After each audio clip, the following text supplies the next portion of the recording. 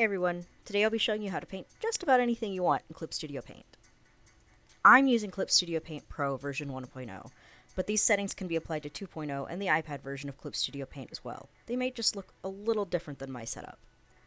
First, you'll need the basics for digital art. A computer of some kind, but I'm using a desktop with Windows 10. Some kind of pen interface. I'm using a Hoyon Inspiroy H610X, but as long as it has pen pressure, you're good to go. If you're using an iPad, just make sure you have an Apple Pencil or compatible stylus and a Clip Studio Paint subscription active before starting. First, you're going to want to find a reference image.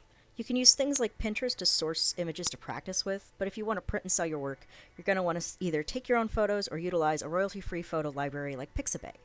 The photo I'm referencing is from Adam Boos on Unsplash, which is another free image resource website.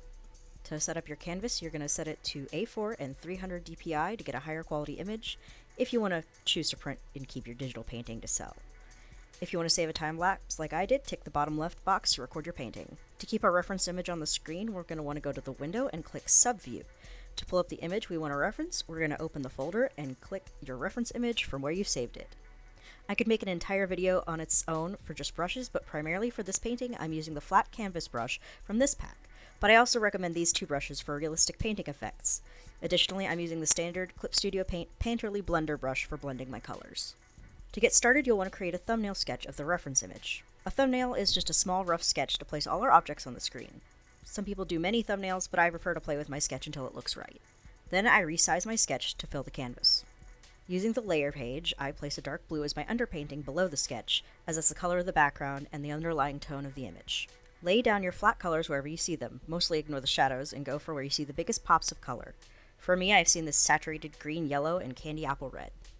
I take it one apple at a time, but I layer the colors at different opacities to make them mix like oil paints, giving me the shades that I want. I use my underpainting color to shade in my darkest places and then move back to create highlights in the brightest areas of the apples where the light is shining.